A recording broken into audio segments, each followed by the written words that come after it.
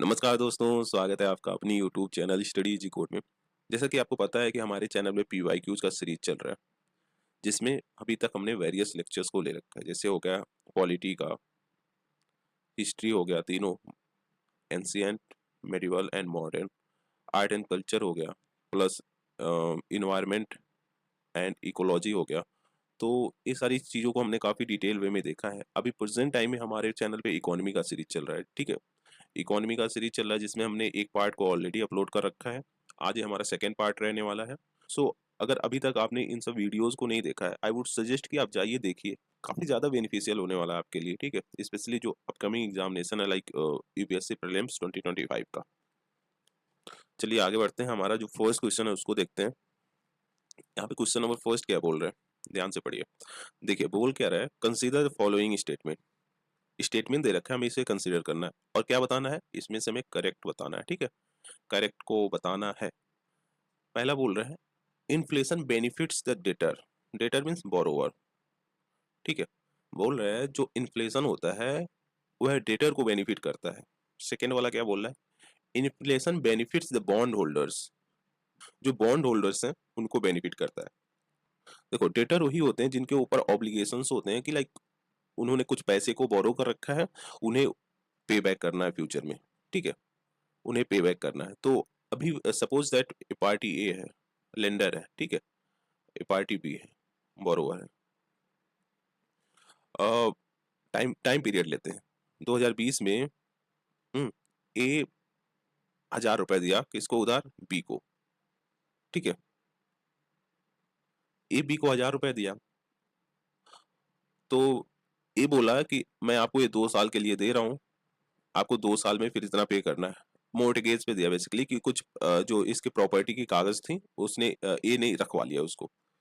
अब इसको 2022 में पे करना है उसने लोन, ठीक है। अब 2022 में ये पे किया 1,000 रुपए, बट जो ये 1,000 रुपए थे जिसकी वैल्यू मतलब अगर ये 1,000 रुपए का तब कुछ खरीदता, 1,000 रुपए में लेट से कुछ भी लेता, एग्जाम्पल के तौर पे ले लें रिफाइन ऑयल। रिफाइन ऑयल अगर वह 1,000 रुपए में 5 पैकेट लेता 2020 में, 2020 में रिफाइन ऑयल अगर ए 5 पैकेट लेता, अभी 2022 में क्या हो गया है, यही आपको 4 पैकेट मिल रहा है, ठीक है। तो आप देख रहे हो इन्फ्लेशन कैसे इम्पेक्ट किया है कि आप जो ए वाला पोर्सन है वह 1,000 रुपए में 5 रिफाइन 2020 में ले सकता था, अभी 2022 में आया है तो यह 4 ही ले सकता है। और बी वाला कितना पे किया है, 1,000 रुपए इसको, जितना लोन लिया था उतना 1,000 रुपए इसको पे कर दिया। तो कहीं ना कहीं जो परचेजिंग पावर है वो घट गया ना, समझ रहे हो। परचेजिंग पावर जो ए कितना परचेज कर सकता था 2020 में, वो घटा ना, 4 ही अब इसको 4 ही बाई कर सकता है उसको, जो कि 20 में 5 पैकेट बाई कर सकता था। तो उसी को बता रहा है कि जो इन्फ्लेशन है वह डेटर को कहीं ना कहीं बेनिफिट करता है। 1,000 रुपए तो पे तो किया, बट 1,000 रुपए की वैल्यू 2022 में आके घट गई ना, समझ रहे हो। मतलब उसमें जितना गुड्स मिलता वह 2020 में जितना गुड्स मिलता वह 2022 में कम ही मिलेगा ना। तो इसकी वजह से इन्फ्लेशन किसको बेनिफिट किया, बोरोवर्स को, ठीक है। अब सेकंड क्या बोल रहा है, inflation benefits the bond holder. We can not say this. हम ये बोल नहीं सकते कि जो बॉन्ड होल्डर्स हैं वह इन्फ्लेशन मतलब उन्हें बेनिफिट होगा इन्फ्लेशन से। क्योंकि देखो अगर यहाँ पे वर्ड इन्फ्लेशन इंडेक्स्ड बॉन्ड लिखा होता,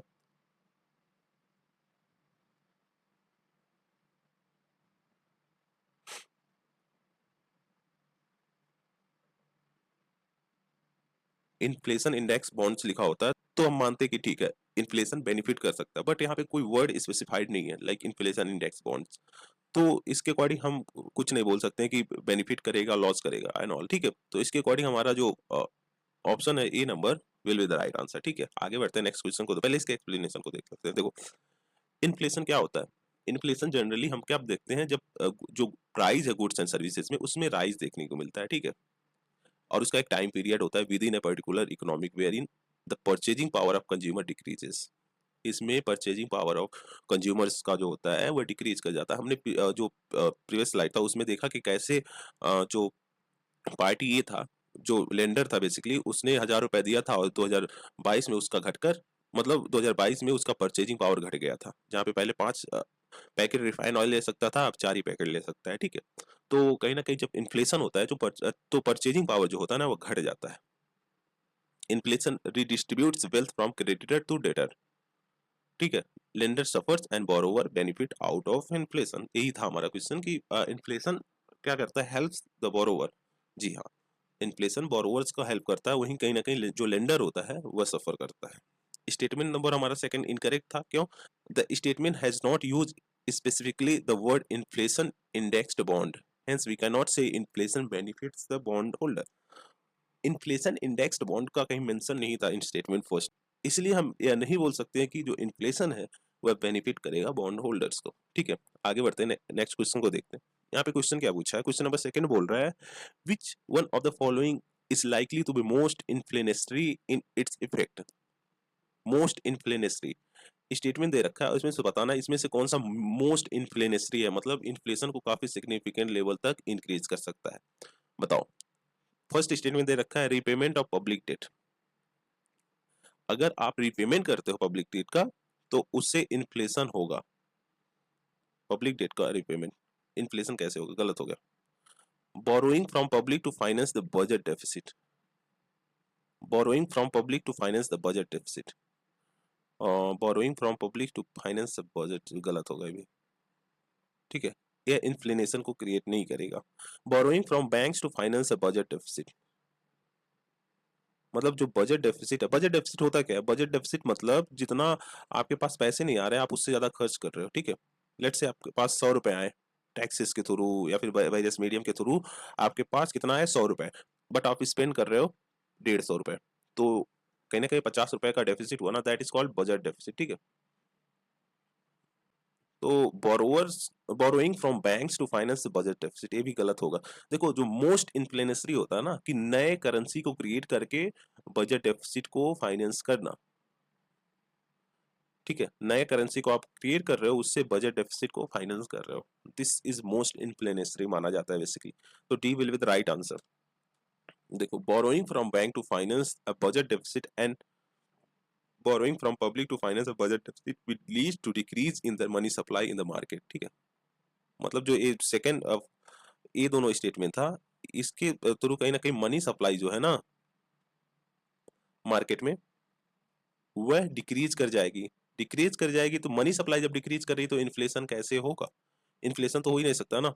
तो यही बोल रहा है कि जो पब्लिक से बोरो करके फाइनेंस किया जा रहा है बजट डेफिसिट को, या फिर बैंक से बोरो करके फाइनेंस किया जा रहा है बजट डेफिसिट को, उससे क्या होगा, मनी सप्लाई डिक्रीज कर जाएगी जिसकी वजह से इन्फ्लेशन नहीं इंक्रीज होगा, ठीक है।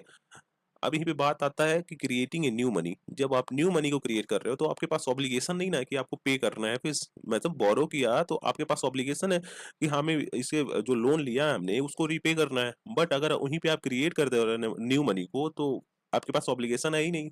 तो इससे क्या होगा, इन्फ्लेशन काफी सिग्निफिकेंट लेवल पर राइज कर जाएगा, तो ही बोल रहा है, ठीक है।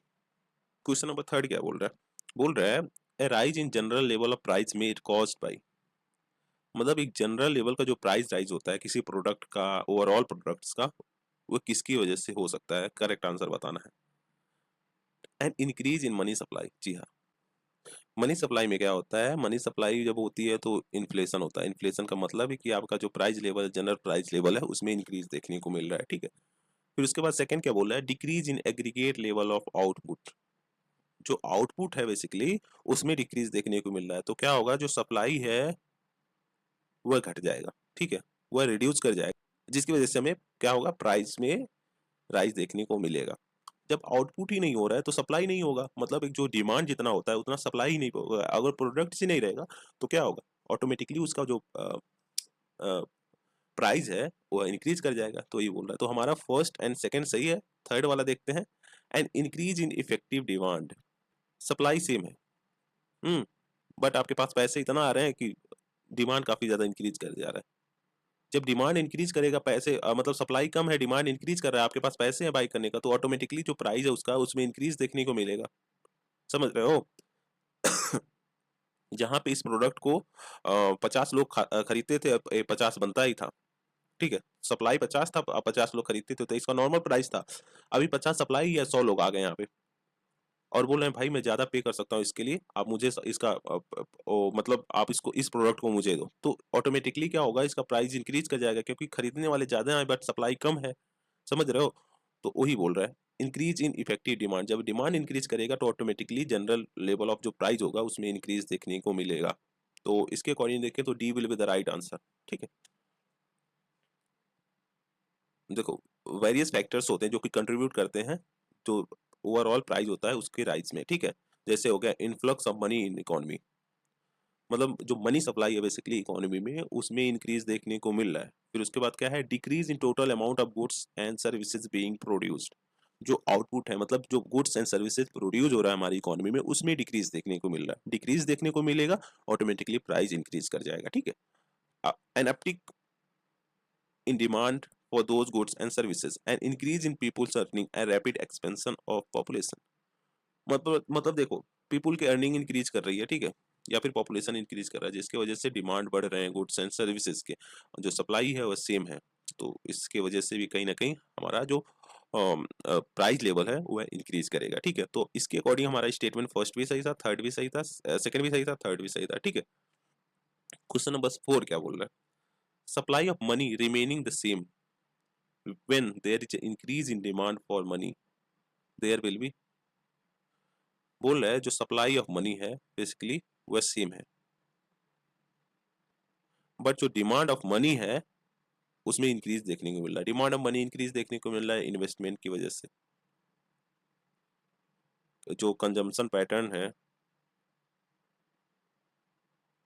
उसमें चेंज देखने को मिल रहा है। मतलब लोग ज़्यादा कंज्यूम करना चाह रहे हैं, इन्वेस्टमेंट पर्पज के लिए जो पैसे की डिमांड है वह इंक्रीज कर रही है किसी भी रीजन की वजह से। अगर पैसे की डिमांड में इंक्रीज देखने को मिल रहा है, ठीक है, और जो मनी की सप्लाई है सेम है, तो इसका क्या इम्पैक्ट पड़ेगा। देखो क्या a fall in level of price, price के लेवल में डिक्रीज देखने को मिलेगी गुड्स के, नहीं भाई ये गलत है first.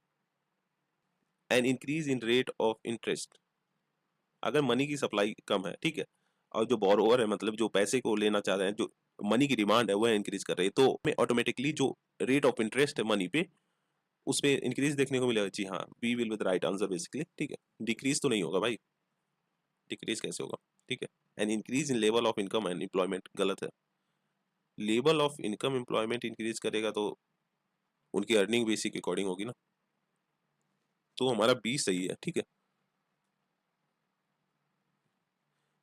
if the supply of money remain the same when there is an increase in demand for money there will be increase in the interest rate। ठीक है, लेट्स से बैंक है कोई, ठीक है, बैंक है, इसके पास जो मनी की सप्लाई है मतलब एक लिमिटेड अमाउंट में है पैसे, ठीक है, पैसे लिमिटेड अमाउंट में है, तो वेरियस लोग आ गए हैं इसके पास कि मुझे लोन चाहिए, मुझे लोन चाहिए, मुझे लोन चाहिए। तो इस सिचुएशन में अगर इसका जो अभी तक 4% इंटरेस्ट पे दे रहा था लोन लिमिटेड पर्सन को, बहुत ज्यादा लोग आ गए इसको लेने, तो ऑटोमेटिकली इंक्रीज करेगा कि भाई देखो 10% पे मैं दे पाऊंगा, 12% पे मैं दे पाऊंगा लोन, ठीक है, आपको लेना है लो अदरवाइज मत लो। मतलब जैसे जैसे आप डिमांड करोगे मनी का उसका इंटरेस्ट रेट इंक्रीज करेगा। ठीक है, क्वेश्चन नंबर 5 क्या बोल रहा है, in the context of Indian economy open market operation refers to, जो ओपन मार्केट ऑपरेशन क्या होता है उसको बताना है। ठीक है, क्या होता है open market operation, open market operation में आता है कि जो परचेज होता है ना या फिर सेल होता है गवर्नमेंट सिक्योरिटीज का आरबीआई के द्वारा, वह आता है। ठीक है, purchase and sale of government security by the RBI is it comes under open market operation। ठीक है, क्या इसमें एक्सप्लेन करना। अब यहाँ पे आया question number 6, priority sector lending by the bank in Indian constitute the lending to, जो priority sector lending होती है, हाँ, बैंक के द्वारा, अगर इंडिया के रिस्पेक्ट में हम देखें तो क्या क्या कंस्टिट्यूट करता है। क्या एग्रीकल्चर को हम प्रियोरिटी सेक्टर लेंडिंग के अंडर इंक्लूड करेंगे, micro and medium small enterprises को हम इसके अंडर इंक्लूड करेंगे, या फिर वीकर सेक्शन को, बताओ, या फिर सब में से।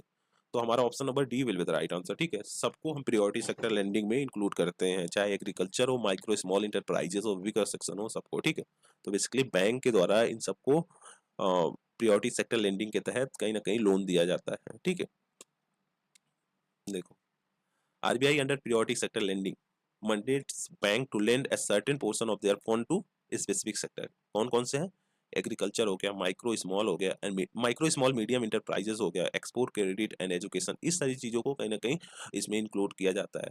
ठीक है, क्वेश्चन नंबर 7 क्या बोल रहा है, which of the following grants direct credit assistant to rural household, इसमें से कौन सा ग्रांट करता है डायरेक्ट क्रेडिट असिस्टेंट, किसको, रूरल हाउस होल्ड को, हमें ये बताना है। ठीक है, रीजनल रूरल बैंक, जी हाँ, यह प्रोवाइड कराता है, यह क्रेडिट असिस्टेंस को प्रोवाइड कराता है रूरल हाउस होल्ड को। National bank for agriculture and rural development, देखो इसको लाया गया था जो रूरल डेवलपमेंट है और जो एग्रीकल्चर डेवलपमेंट है उसको प्रमोट करना। ठीक है, साथ ही साथ रीफाइनेंस करना किसको, जो कॉमर्शियल बैंक्स है, कॉमर्शियल बैंक्स है, स्टेट कोऑपरेटिव बैंक्स है, सेंट्रल कोऑपरेटिव बैंक्स है, रीजनल रूरल बैंक्स है, उन्हें रीफाइनेंस करना। ठीक है, पर्टिकुलरली जो रूरल हाउस होल्ड है उनको असिस्टेंट प्रोवाइड ना कराना। ठीक है, क्या होता है जैसे नबार्ड हो गया,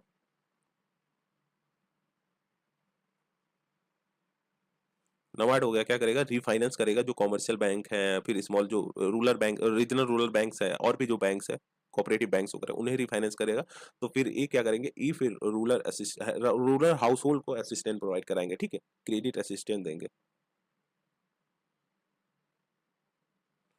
समझ रहे हो आप। नबार्ड मतलब डायरेक्टली इनको नहीं देता है, ये देगा इसको जो बहुत सारे बैंक्स हैं, कॉमर्शियल बैंक हो गया, रीजनल रूरल बैंक हो गया, कोऑपरेटिव बैंक्स वगैरह हो गए, उनको फिर ये सब मिलकर कहीं ना कहीं जो रूरल हाउस होल्ड है उन्हें क्रेडिट असिस्टेंट प्रोवाइड कराएंगे। तो हमारा ऑप्शन नंबर बी गलत होगा, मतलब स्टेटमेंट बी गलत होगा। फिर उसके बाद क्या है, लैंड डेवलपमेंट बैंक, जी हाँ, ये आएगा लैंड डेवलपमेंट बैंक, इसे इंक्लूड किया, इसके according C will be the right answer. ठीक है, देखो फर्स्ट हमारा सही था, थर्ड सही था, सेकंड वाला इनकरेक्ट था। The main agenda behind NABARD establishment is to promote agriculture and rural development, agriculture और जो रूरल डेवलपमेंट है उसको प्रमोट करना, साथ ही साथ रिफाइनेंस फैसिलिटीज को प्रोवाइड कराना to commercial banks, state cooperative banks हो गए, सेंट्रल कोऑपरेटिव बैंक्स हो गए, रीजनल रूरल बैंक्स हो गए, लैंड डेवलपमेंट बैंक्स हो गए।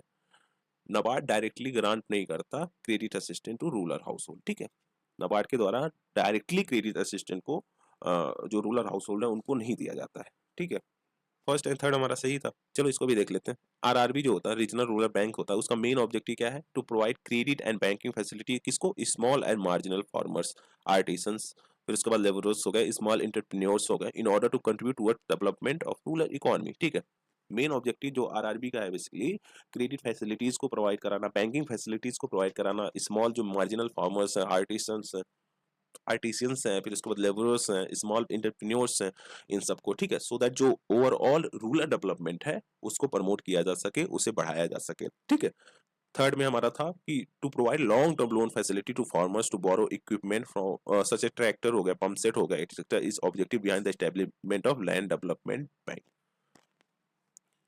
जो फार्मर्स हैं वह जो वेरियस इक्विपमेंट्स होते हैं जो कि एग्रीकल्चर सेक्टर में यूज होते हैं उससे परचेज कर पाए, उसके लिए जो लैंड डेवलपमेंट बैंक है उसको लाया गया था। ठीक है, मतलब एक कम इंटरेस्ट रेट पे इजी वे में कैसे लोन्स को प्रोवाइड किया जा सके ताकि वह ट्रैक्टर्स को खरीद सके, पंपिंग सेट को खरीद सके, फिर उसका रोटावेटर हो गया, बहुत सारे जो इक्विपमेंट्स बेसिकली एग्रीकल्चर में यूज हो सकते हैं उसे खरीदा जा सके उनके द्वारा। ठीक है, तो इसके अकॉर्डिंग हमारा फर्स्ट एंड थर्ड सही है। आगे बढ़ते हैं, नेक्स्ट क्वेश्चन को देखते हैं। क्वेश्चन नंबर 8 क्या बोल रहा है, देखो इसमें बोल रहा है the reserve bank of India regulates the commercial bank in matter of, हमने देखा है कि ऐसा क्वेश्चन एक बार और पूछा है प्रीवियस लेक्चर्स में हमने देखा, प्रीवियस जो ईयर के क्वेश्चन पेपर्स थे उसको हमने देखा था। ठीक है, बोल रहा है कि कैसे reserve bank of India regulate करता है कॉमर्शियल बैंक को, कॉमर्शियल बैंक्स के मैटर्स को।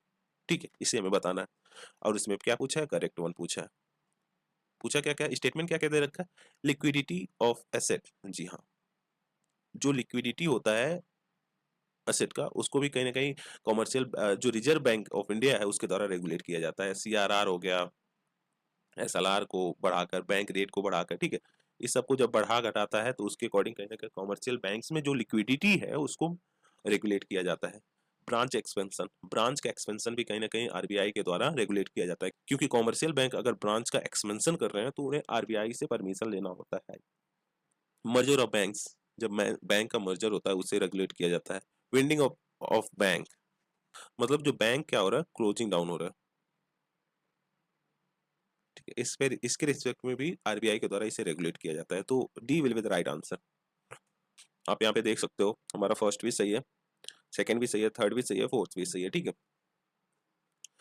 Reserve bank of India is regulator of banks in India by issuing mechanism like SLR CRR हो गया, ठीक है। इसके थ्रू कहीं ना कहीं RBI क्या करता है, चेक करता है liquidity of asset on the bank in the of the bank, ठीक है। जो बेसिकली लिक्विडिटी है बैंक की उसको चेक करता है वेरियस मीडियम्स के थ्रू, जैसे SLR हो गया, CRR हो गया। सेकंड में हमारा सही है क्योंकि जो रिजर्व बैंक ऑफ इंडिया का ब्रांच एथोराइजेशन पॉलिसी है उसके तहत जो जनरल परमिशन है RBI के द्वारा दिया जाता है जो डोमेस्टिक शेड्यूल कमर्शियल बैंक्स होते हैं उनको, ठीक है।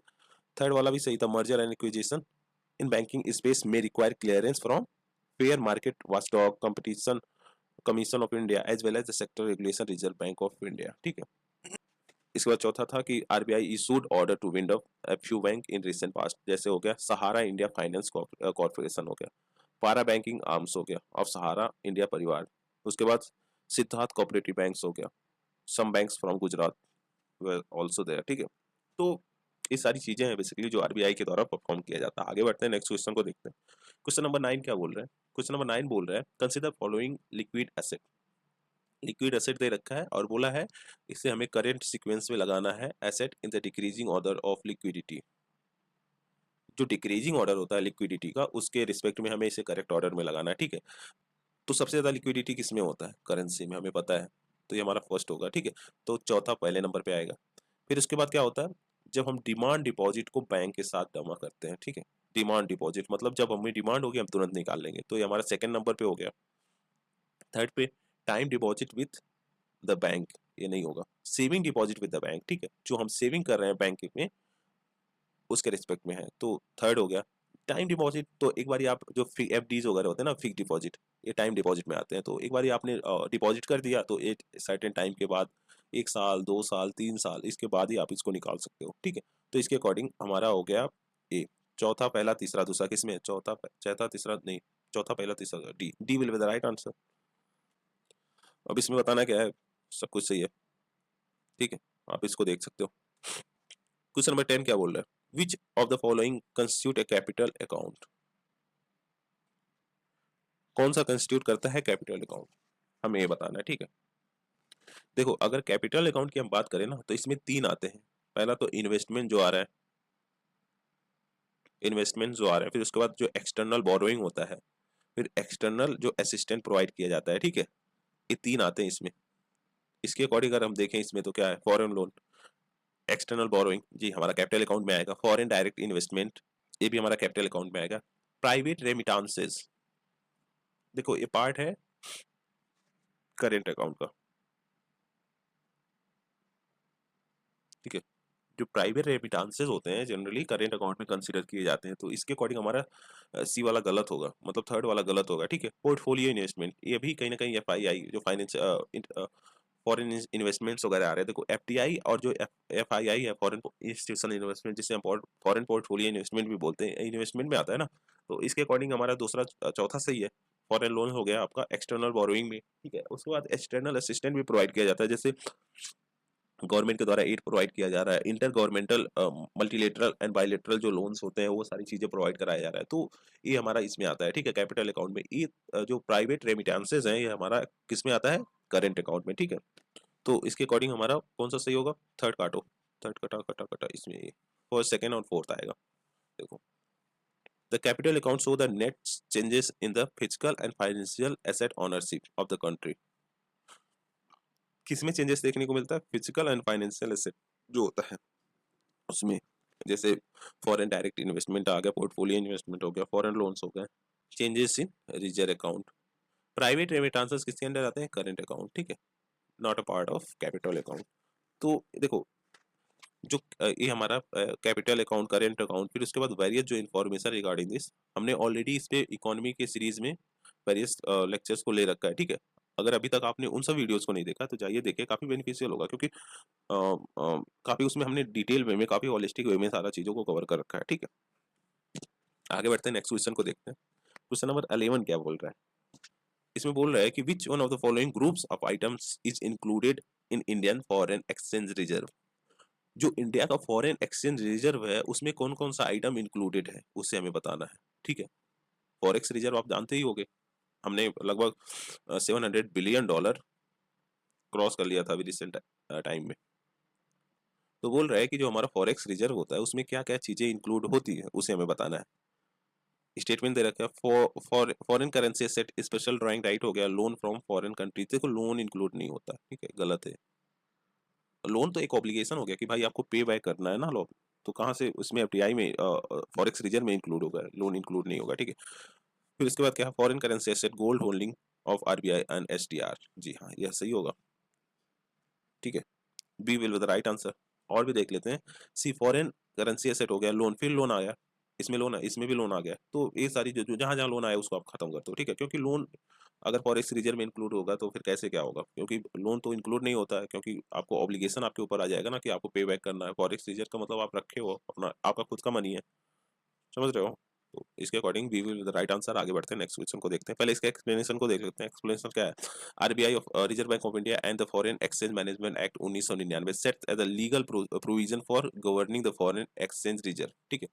एक लीगल जो प्रोविजन है उसे फॉरेन एक्सचेंज मैनेजमेंट एक्ट 1999 के तहत सेटअप किया गया था, ठीक है। तो India foreign exchange reserve comprise क्या, फॉरेन करेंसी एसेट, उसके बाद गोल्ड हो गया, स्पेशल ड्राइंग राइट हो गया, फिर उसके बाद रिजर्व ट्रांसपोजिशन हो गया इन इंटरनेशनल मॉनेटरी फंड, ठीक है। ये सारी चीजें इसमें आती हैं।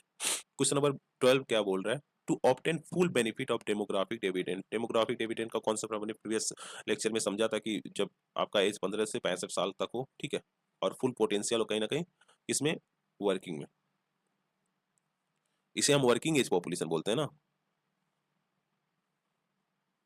What should India do to obtain full benefit of demographic dividends, India को क्या करना चाहिए। देखो, ये हमारा वर्किंग एज पॉपुलेशन है, इसके रिस्पेक्ट में देखते हैं।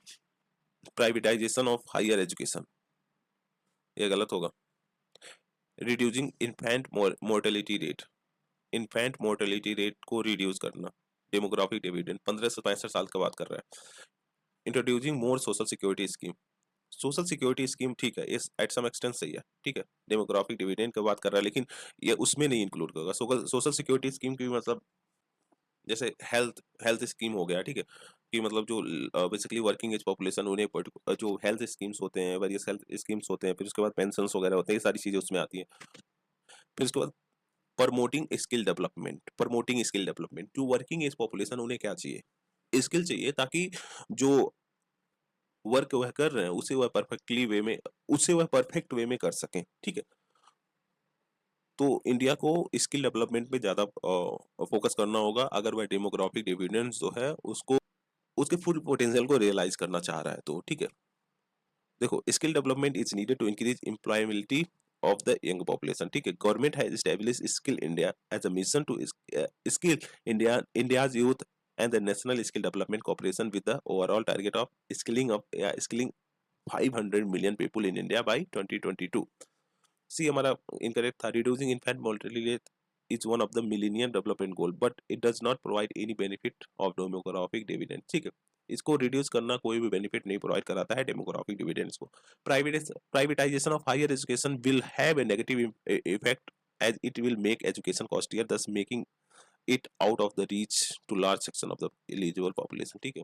अगर आप प्राइवेटाइजेशन कर दे रहे हो हायर एजुकेशन का, उससे क्या होगा कि जो एजुकेशन है उसे काफी ज्यादा कॉस्टियर हो जाएगा, मतलब काफी ज्यादा महंगा हो जाएगा। तो जो हमारा लार्ज सेक्शन ऑफ सोसाइटी है, 80% 90% जो हमारा पॉपुलेशन है, they will not be able to afford to pay the fee of higher education, ठीक है। जिसकी वजह से वो एजुकेट नहीं होंगे, एजुकेट नहीं होगा तो ऑब्वियसली स्किल डेवलपमेंट नहीं होगा, स्किल डेवलपमेंट नहीं होगा तो इससे नेगेटिव कहीं ना कहीं इम्पैक्ट पड़ेगा ना डेमोग्राफिक डिविडेंड्स पे, तो उसकी बात कर रहे हैं। आगे बढ़ते हैं, नेक्स्ट क्वेश्चन को देखते हैं। क्वेश्चन नंबर 13 क्या बोल रहा है, डिस्क्यूज्ड अनएम्प्लॉयमेंट जनरली मींस, डिस्क्यूज्ड अनएम्प्लॉयमेंट क्या होता है।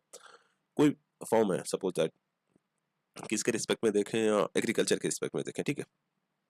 यहाँ पे इस खेती को करने के लिए हमें 2 मजदूर चाहिए, ठीक है। बट क्या हो रहा है कि यहाँ पे 2 मजदूर की जगह कितने लगे हैं, 5 6 लगे हैं, 10 लगे हैं, इसे हम डिस्क्यूज्ड अनएम्प्लॉयमेंट बोलते हैं, ठीक है। क्योंकि यहाँ पे जो मार्जिनल प्रोडक्टिविटी होती है लेबर की, वह 0 हो जाती है। कितना हो जाती है, 0। क्योंकि देखो जॉब्स वगैरह मिल नहीं रही है, ठीक है, जॉब्स वगैरह मिल नहीं रही है, तो एक पर्टिकुलर जो चीज है, कहीं अपने जो घर की खेती है उसी में लोग लगे पड़े हैं, जहाँ पे 2 लोगों का काम है वहां पे 10 लोग लगे हैं, तो इससे मार्जिनल जो प्रोडक्टिविटी है लेबर की, वह 0 हो जाएगी ना, उसी को यह बता रहा है। देखो, unemployment is a phenomena that occur when a person who is capable of working and is actively searching for work is unable to find the work. ठीक है, मतलब एक ऐसा फिनोमेना है बेसिकली अनएम्प्लॉयमेंट की जहाँ पे पर्सन वर्क कर सकता है बट वर्क को सर्च कर रहा है, उससे मिल ही नहीं रहा है। ठीक है, तो उसे अनएम्प्लॉयमेंट बोलते हैं। Unemployment rate which is calculated by dividing the number of jobless person, मतलब जॉबलेस पर्सन कितना है, फिर उसके बाद टोटल लेबर फोर्स, इसको डिवाइड करके ऐसे कैलकुलेट करते हैं। ठीक है, जो डिस्क्यूज्ड अनएम्प्लॉयमेंट क्या होता है, mean more people are engaged in job which can be done with less people. ठीक है, ज्यादा पीपल इंगेज्ड है पर्टिकुलर जॉब में, जबकि अगर देखें तो उस जॉब को लेस पीपल के द्वारा परफॉर्म किया जा सकता है, लेस पीपल के द्वारा फिनिश किया जा सकता है। ठीक है, normally seen in agriculture field में हमें देखने को मिलता है, where the whole family is in its main, extra people can be removed without the affecting productivity, इसलिए जो मार्जिनल प्रोडक्टिविटी होगी वह जीरो हो जाएगा। ठीक है, आगे बढ़ते हैं, नेक्स्ट क्वेश्चन को देखते हैं। क्वेश्चन नंबर 14 क्या बोल रहा है economic growth in a country X will necessarily have to occur if, बोल रहा है कि अगर कोई कंट्री है, हाँ, उसका इकोनॉमिक ग्रोथ डेफिनेटली होगा अगर इसमें से कुछ जो कंडीशन है उसको फिलफिल कर रहा है। उसमें से क्या है, पहला है there is technical progress in world economy, मतलब क्या है कि वर्ल्ड इकोनॉमी में टेक्निकल प्रोग्रेस अगर देखने को मिल रहा है तो उस पर्टिकुलर कंट्री का इकोनॉमिक ग्रोथ है वह हमें देखने को मिलेगा। गलत है। ठीक है, ऐसा नहीं है कि मतलब वर्ल्ड इकोनॉमी में टेक्निकल प्रोग्रेस देखने को मिल रहा है तो उस पर्टिकुलर जो एक्स है कंट्री उसमें इकोनॉमिक ग्रोथ देखने को मिलेगा। बहुत सारे ऐसे वर्ल्ड में इकोनॉमीज है, जैसे यूएसए हो गया। ठीक है, फिर उसके बाद यूरोप के बहुत सारे ऐसे कंट्रीज है जो कि टेक्नोलॉजिकली काफी ज्यादा आगे हैं, बट अगर देखें तो बहुत सारे जो ग्लोबल साउथ के कंट्रीज हैं, ग्लोबल साउथ के कंट्रीज मतलब जो मिडिल इनकम कंट्रीज हैं, पुअर कंट्रीज हैं, ठीक है, लीस्ट डेवलपमेंट कंट्रीज हैं, उसमें अगर देखें तो बहुत सारे लोग पीछे हैं। तो कैसे टेक्निकल प्रोग्रेस जो वर्ल्ड में हो रहा है उससे इकोनॉमिक ग्रोथ को प्रमोट करेगा, ऐसा कुछ नहीं है। ठीक है, सेकंड क्या है, there is a population growth in X, मतलब उस कंट्री में जो कंट्री एक्स है उसमें अगर पॉपुलेशन ग्रोथ देखने को मिल रहा है तब इकोनॉमिक ग्रोथ होगा, नहीं, ये भी गलत है। पॉपुलेशन ग्रोथ से ही बस कंट्री एक्स में इकोनॉमिक ग्रोथ नहीं ना देखने को मिला, उसके लिए उसे प्रॉपर स्किल डेवलपमेंट प्रोवाइड कराना पड़ेगा, जो specially population 15 to 65 years of age. ठीक है, और उसके बाद भी बहुत सारे वेज हैं उसको डेवलपमेंट करने के लिए, तो बस पॉपुलेशन ग्रोथ से हमारा इकोनॉमिक ग्रोथ नहीं ना हो सकता। ठीक है, बी ऑल्सो गलत है, एक गलत है। ठीक है, फिर इसका थर्ड क्या बोला है, there is capital formation in country X. Capital formation का मतलब क्या है, इसका मतलब है process of increasing an economy's stock of capital goods and asset. ठीक है, क्या है, process of increasing an economy's, जो स्टॉक्स है इसका कैपिटल का, गुड्स एंड एसेट्स, जो कैपिटल गुड्स एंड एसेट है उसके स्टॉक में इंक्रीज करना स्पेशली। ठीक है, जैसे कैपिटल गुड्स एंड एसेट क्या हो गया, जैसे आपका हो सकता है मशीनरी ले लो।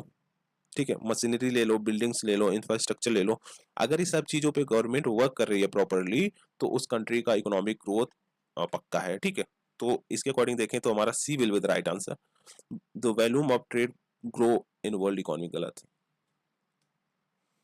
देखो आप यहाँ पे कैपिटल फॉर्मेशन का डेफिनेशन दे रखा है, part of country's current account और current output and imports which not consumed और exported during the accounting period but it is set aside as additional to its stock and capital goods. ठीक है, capital formation in any country boost its development as investment activity increase resulting in high production। ठीक है, capital formation है जो किसी country का, वह country के जो इकोनॉमिक ग्रोथ है उसमें बूस्ट देखने को मिलता है, क्योंकि जो इन्वेस्टमेंट एक्टिविटीज है उसमें इंक्रीज देखने को मिल रहा है, क्योंकि जो प्रोडक्शन है उसमें हाई प्रोडक्शन क्योंकि जो प्रोडक्शन है उसमें इंक्रीज देखने को मिल रहा है। इसके साथ साथ क्या क्या देखने को मिलेगा हमें, पर कैपिटा इनकम है उसमें इंक्रीज देखने को मिलेगा, एम्प्लॉयमेंट जनरेशन होगा, स्टैंडर्ड ऑफ लिविंग जो है पीपल का उसमें इंक्रीज देखने को मिलेगा, पॉवर्टी रिड्यूस होगा, तो इससे ओवरऑल जो कंट्री का इकोनॉमिक ग्रोथ है वह इंक्रीज होगा। ठीक है, और जो पॉपुलेशन का बोला था कि इंक्रीज इन पॉपुलेशन की वजह से भी कहीं ना कहीं कंट्री का इकोनॉमिक ग्रोथ होगा, इसके दो पार्ट है, प्रोज भी हैं कॉन्स भी हैं। ठीक है, अगर जो हमारा पॉपुलेशन है उसको राइट वे में डायरेक्ट किया गया, मतलब प्रॉपर स्किल डेवलपमेंट उसको प्रोवाइड कराया गया, प्रॉपर फैसिलिटीज प्रोवाइड कराई गई, प्रॉपर इंफ्रास्ट्रक्चर प्रोवाइड कराया गया, तो इकोनॉमिक ग्रोथ कहीं ना कहीं इंश्योर हो सकता है। बट अगर आप ऐसे बोल रहे हो कि आप स्किल डेवलपमेंट कोई एम्प्लॉयमेंट आप प्रोवाइड ही नहीं करा रहे हो और बोल रहे हो कि इकोनॉमिक ग्रोथ होगा, तो वो नहीं ना होगा, तो उसके रिस्पेक्ट में है। ठीक है, Development of new and better technology for the manufacturing of goods and services is referred as to technical advancement ठीक है. Despite having their advantage when these technology enter the market, it requires heavy investment in training workers. Sometimes the technology replace human being resulting in unemployment. ठीक है, मतलब कोई भी जो technical advancement हो रहा है उसके लिए क्या होगा कि जो कंट्रीज है उन्हें हैवी इन्वेस्टमेंट करना होगा. उन्हें प्रॉपर एक इन्वेस्टमेंट होता है, प्रॉपर स्ट्रेटजी होती है ना इन्वेस्टमेंट का, फाइनेंस प्रोवाइड कराना पड़ेगा. और कभी कभी क्या होता है जो टेक्निकल एडवांसमेंट की चीजें हमारी मार्केट में आ रही हैं वह जो ह्यूमन लेबर्स हैं उसको रिप्लेस कर दे रहे हैं, जिसकी वजह से अनएम्प्लॉयमेंट की भी सिचुएशन काफी सिग्निफिकेंट लेवल पे राइज कर रही है. ठीक है, उसी की बात कर रहा है. और जो वॉल्यूम ऑफ ट्रेड था वह फेवरेबल भी हो सकता है, non favourable, depending on the overall trade surplus और डेफिसिट, उसके कंडीशन में डिपेंडेंट होता है. ठीक है, आगे बढ़ते हैं, नेक्स्ट क्वेश्चन को देखते हैं. क्वेश्चन नंबर 15 क्या बोल रहा है? National income of the country for a given period is equal to the, जो नेशनल इनकम होता है कंट्री का, ठीक है, एक पर्टिकुलर टाइम पे वह किसके इक्वल में है? Total value of goods and services produced by the nations, sum of the total consumption and investment expenditure, sum of the person income of all individual, money value of the final goods and service produced. किसके बराबर है बताओ आप? देखो इसमें जो money value है ना किसका, final goods and service produce जो हुआ है हमारी कंट्री में, हमारी इकोनॉमी में, उसके बराबर हमें नेशनल इनकम देखने को मिलता है. ठीक है, तो हमारा D will be the right answer. देखो, the entire monetary and money value of goods and service produced on a nation's territory over a course of a certain amount of time is its national income. ठीक है, जो monetary value है जो कि total goods and services एक particular nation के territory में produce हुआ है, उसका जो टोटल क्या है मॉनेटरी वैल्यू है उसे नेशनल इनकम बेसिकली हम बोलते हैं. Thus it is a result of every economic activities, किसका रिजल्ट है? every economic activities का, that take place throughout the course of a year in every nations. ठीक है, मतलब कोर्स ऑफ ए ईयर मतलब एक साल का हम जो देखते हैं उसकी बात कर रहे हैं. ठीक है, तो ये हमारा हो गया नेशनल इनकम का. आगे बढ़ते हैं. क्वेश्चन नंबर 16 क्या बोल रहा है? क्वेश्चन नंबर 16 बोल रहा है balance of payment of a country is systematic record of, जो बैलेंस ऑफ पेमेंट है एक कंट्री का वह क्या रिकॉर्ड रखता है? Capital movement from one country to another, गलत. Economic transaction between government of one country to another, गलत. Goods exported from a country during a year, exported बस नहीं होगा, गलत ही भी. All import and export transaction of a country during a given period of time normally a year. मतलब क्या है basically कि एक साल में जो इंपोर्ट एंड एक्सपोर्ट का ट्रांजैक्शन हो रहा है उसको कहीं ना कहीं अकाउंट करता है ये बैलेंस ऑफ पेमेंट. जी हाँ, ये हमारा स्टेटमेंट नंबर फर्स्ट सही है. ठीक है, all import and export transaction of a country during given period of time normally अगर देखें तो एक साल में जो होता है. ठीक है, बैलेंस ऑफ पेमेंट क्या करता है? रिकॉर्ड करता है transaction in goods service and asset between residents of a country with rest of the world for a specific period of time. हाँ, जनरली हमें एक साल का देखने को मिलता है. बैलेंस ऑफ पेमेंट को हम also known as balance of international payment summarise all the transaction that a country, individual companies, government bodies complete with the individual companies and government body outside the countries. ठीक है, तो generally हमारा किसके अंदर आता है? बैलेंस ऑफ पेमेंट के अंदर. ठीक है, ये हमारा कॉन्सेप्ट हो गया. आगे बढ़ते हैं, नेक्स्ट क्वेश्चन को देखते हैं. क्वेश्चन नंबर 17 क्या बोल रहा है? बोल रहा है an increase in the bank rate generally indicate, bank rate अगर इंक्रीज हो रहा है इसका मतलब क्या है? मनी सप्लाई जो हमारा इकोनॉमी में है वह घटेगा. ठीक है, बैंक रेट कम होता है तो मनी सप्लाई इंक्रीज करता है. उसके अकॉर्डिंग देखें तो market rate of interest is likely to fall, market rate of interest is likely to fall, भाई इंक्रीज करेगा. अगर बैंक रेट इंक्रीज कर रहा है तो मार्केट जो रेट है, रेट ऑफ इंटरेस्ट है उसमें भी इंक्रीज देखने को मिलेगा. ठीक है, central bank no longer making loans to commercial bank, ऐसा कुछ नहीं है, लोन तो मेक करेगा ही बट इंटरेस्ट रेट ज्यादा लेगा. ठीक है, central bank is following a easy monetary policy, नहीं एक टाइट मॉनेटरी पॉलिसी को फॉलो कर रहा है. ठीक है, tight monetary, easy monetary policy को कब फॉलो करेगा? जब बैंक रेट रिड्यूस करेगा ना कि इंक्रीज करेगा. ठीक है, central bank is following it. हाँ ये सही हमारा D will be the right answer. Bank rate क्या करता है? Bank rate refers rate at which reserve bank of India क्या करता है? लोन देता है बैंक्स को. ये सब कॉन्सेप्ट हमने काफी डिटेल में ऑलरेडी पढ़ रखा है हमारी इकोनॉमी की सीरीज में, ठीक है। आप उसको जाइए देखिए। तो बैंक रेट यही होता है कि जो आरबीआई है वो किस रेट पे जो कॉमर्शियल बैंक्स होते हैं उनको लोन प्रोवाइड करा रहा है, उसी को बोलते हैं, ठीक है। तो अगर बैंक आरबीआई बैंक रेट को इंक्रीज कर रहा है तो इनके पास मतलब ये काफी इनको कॉस्ट काफी ज्यादा हाई पड़ेगी ना, अगर ये बोरो करते हैं आरबीआई से। तो अगर इनको हाई पड़ रहा है तो ये जो मार्केट में देंगे पैसे उसको उसमें भी इंक्रीज करेंगे। तो इसे कहीं ना कहीं टाइट मॉनेटरी पॉलिसी आरबीआई के द्वारा फॉलो किया जा रहा है। जब मनी सप्लाई इंक्रीज हो जाता है हमारे मार्केट में बहुत ज्यादा, तो उस टाइम पे आरबीआई बैंक रेट वगैरह को लाकर मनी सप्लाई को डिक्रीज करती है, ठीक है। An increase in this rate means RBI is following a tight monetary policy, as an increase in rate will leads to decrease in money circulation leading to decrease in inflation, ठीक है। इससे money circulation decrease होगा जिसकी वजह से inflation जो हमारे country में बना हुआ है उससे कम किया जा सकेगा, ठीक है। क्वेश्चन नंबर 18 क्या बोल रहा है in India deficit financing is use to raising resources for. जो डेफिसिट फाइनेंसिंग होता है वह किस लिए किया जाता है, ठीक है। Is used for raising resources for. देखो डेफिसिट फाइनेंसिंग इसीलिए किया जाता है ताकि इकोनॉमिक जो डेवलपमेंट है ना उसको प्रमोट किया जा सके, उसे बढ़ाया जा सके, ठीक है। डेफिसिट फाइनेंसिंग का मतलब समझ रहे हो ना। डेफिसिट फाइनेंसिंग का मतलब है कि मनी को आप रेज कर रहे हो ताकि जो डेफिसिट मतलब जो आप एक्सपेंडिचर किए हो, एक्सेस एक्सपेंडिचर किए हो इकोनॉमिक डेवलपमेंट के लिए, मतलब लोन वगैरह लेके उसको फिर से भरना। फॉरेन कंट्रीज से आप लोन ले रहे हो, ठीक है।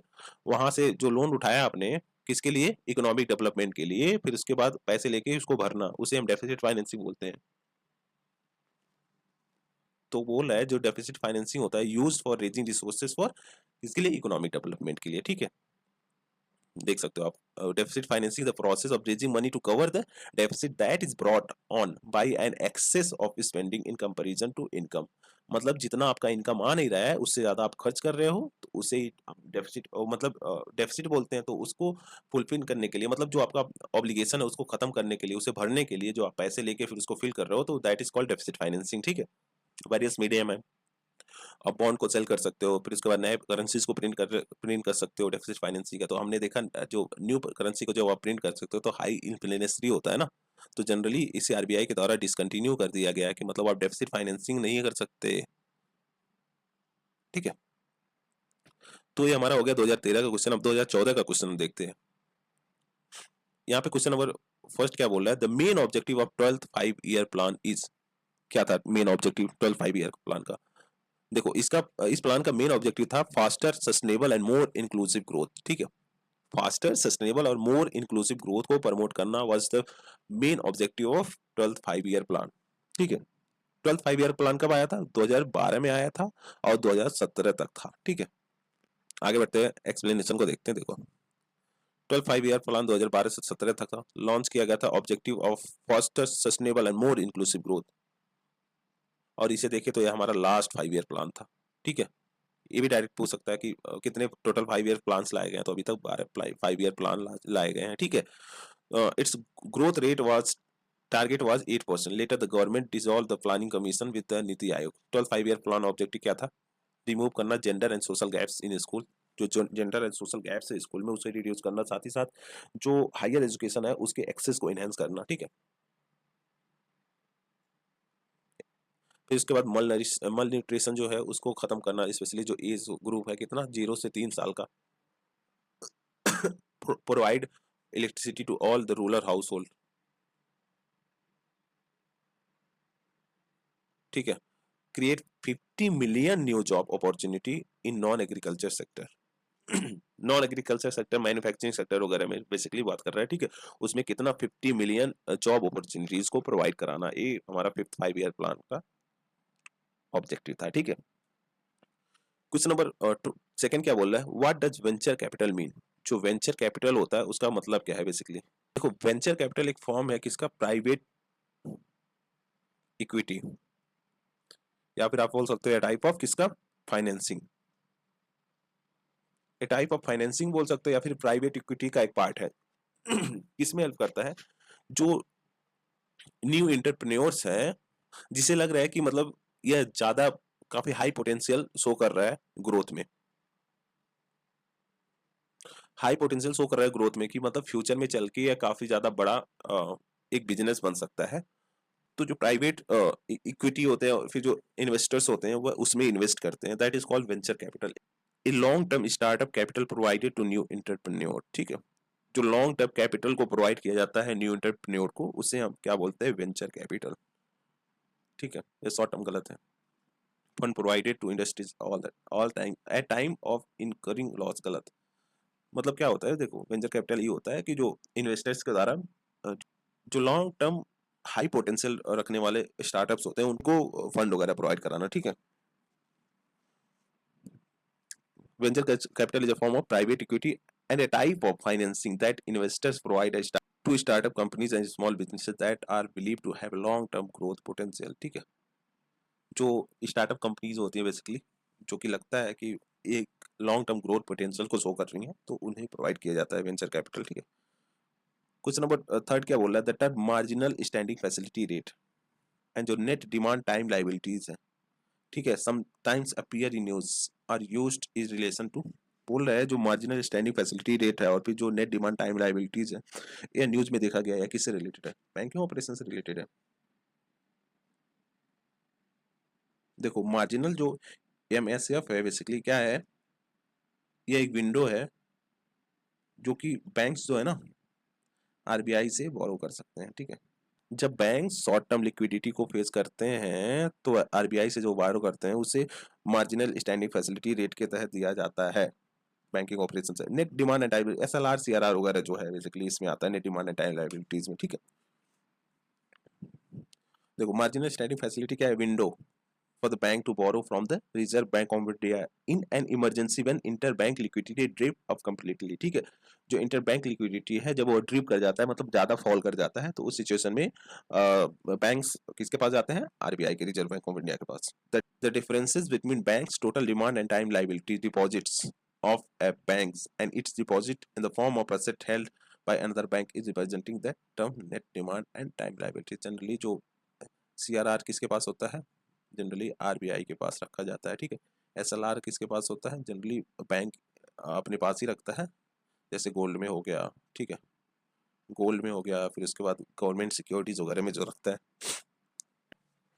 देखो क्वेश्चन नंबर 4 क्या बोल रहा है what is are the facilities the beneficiaries get from the service of business correspondent bank Saathi in branchless area, ठीक है। जो सर्विस ऑफ बिजनेस कॉरेस्पॉन्डेंस है जो कि इसके द्वारा लॉन्च किया गया था, रिजर्व बैंक ऑफ इंडिया के द्वारा लॉन्च किया गया था, कब, 2006 में, 2006 में लॉन्च किया गया था, ठीक है। तो इसके तहत जो बेनिफिशरीज हैं ब्रांचलेस एरियाज में क्या क्या सर्विसेज को पा सकते हैं।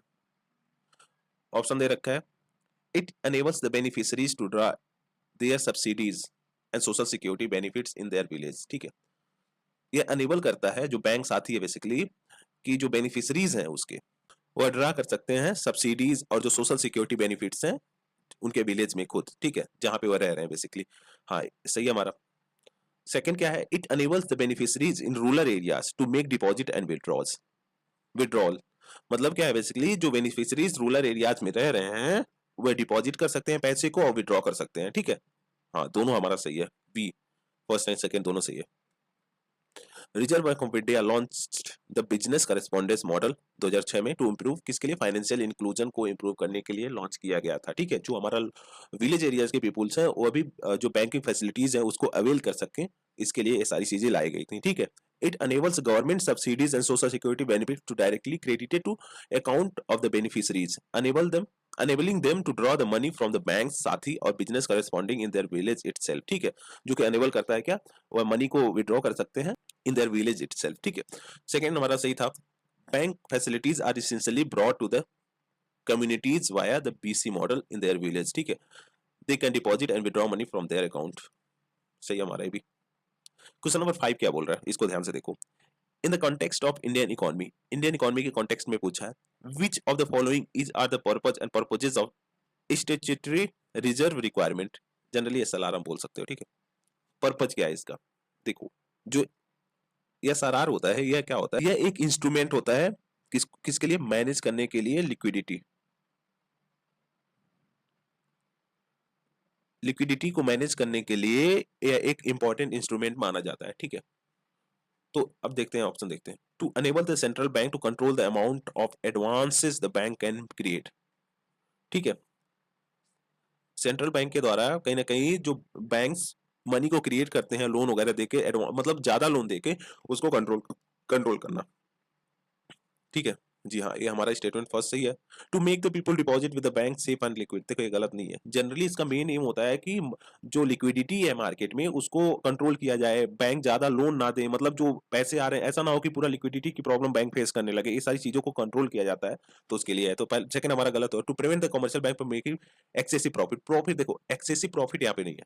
ठीक है, इससे आरबीआई प्रिवेंट नहीं करता, बट हाँ कुछ क्राइटेरिया है जो जिसको आपको फुलफिल करना होगा। ठीक है, अब आपके पास 100 रुपए आ रहे हैं तो उसके आपको अगर 20% एसएलआर है तो आपको इसमें से 20 रुपए रखने पड़ेंगे कहाँ पे, खुद के पास। ठीक है, ताकि आप जो पैसा आ रहा है पूरा, आप पूरा लोन ना दे दो, कि मतलब जब इसको फर्स्ट पर्सन को नीड पड़े कि हाँ मुझे पैसे निकालने हैं, तो आपके पास पैसे ही ना हो इसको देने के लिए। ठीक है, तो एक्सेसिव प्रॉफिट से नहीं रोकता है, बट हाँ ये होता है कि हाँ आपको कुछ आपका लिक्विडिटी मेंटेन रहे, उसके लिए वह कहीं ना कहीं ये सारी स्टेप्स लेता है। To force the bank to have sufficient valid cash to meet their day by day requirement, to force the banks to have sufficient valid cash to meet their day to day requirement। देखो ये भी हमारा गलत होगा। ठीक है, दूसरा तीसरा चौथा गलत होगा, फर्स्ट वाला हमारा सही है। लिक्विडिटी को मैनेज करने के लिए सेंट्रल बैंक के द्वारा ये सारी स्टेप्स लिए जाते हैं।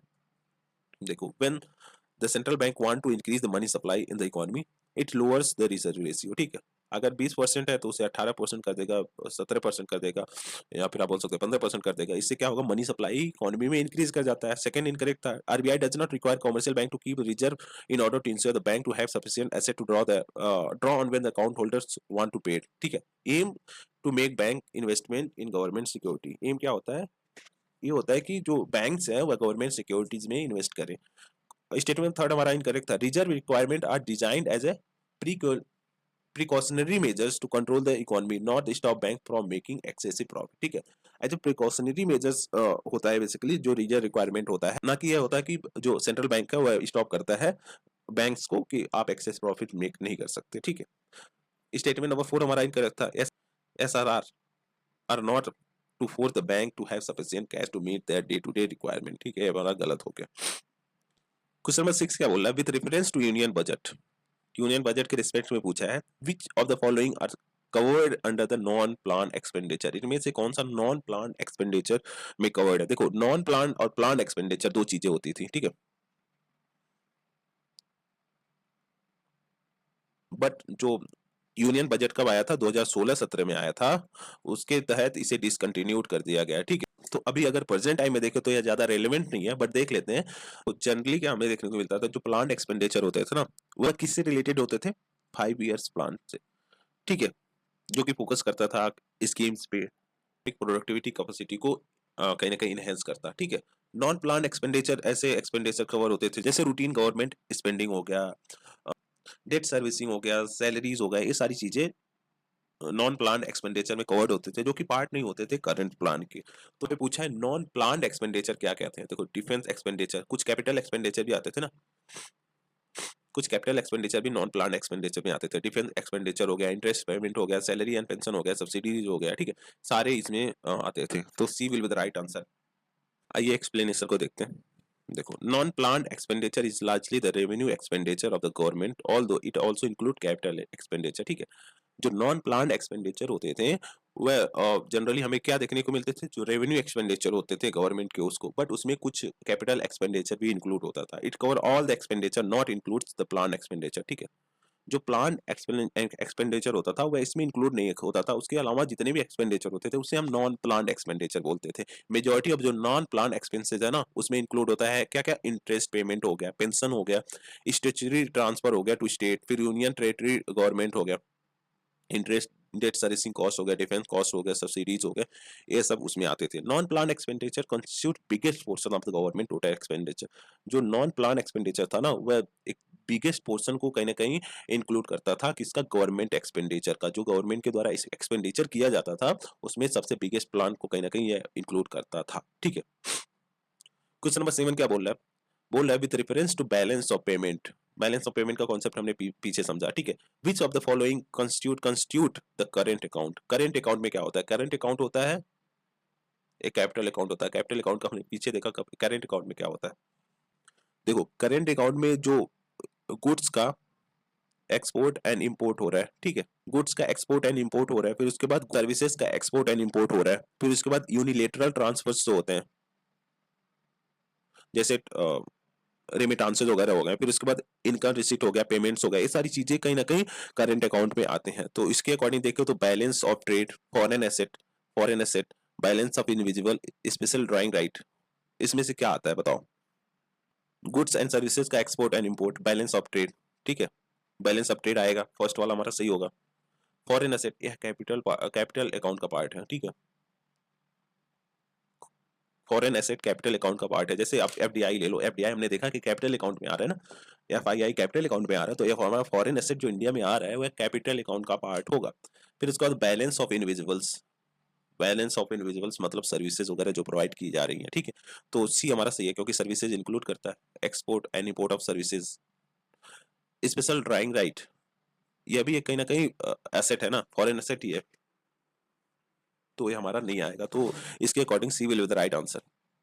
देखो balance of payment is record of all money transaction made between resident of the country and the rest of the world. जितना मनी का ट्रांजैक्शन हो रहा है रेसिडेंट ऑफ द कंट्री और जो वर्ल्ड है उसके बीच में, उसको कहीं ना कहीं मेजर करता है, उसको रिकॉर्ड करता है, ठीक है। Balance of payment deficit means nation import, deficit का कॉन्सेप्ट हो गया। द करेंट अकाउंट कंप्राइज क्या होता है, balance of trade, export import, net remittances हो गया, transfer of money as well as transaction in commodities and services, जो कि हम इनविजिबल्स बोलते हैं, ठीक है।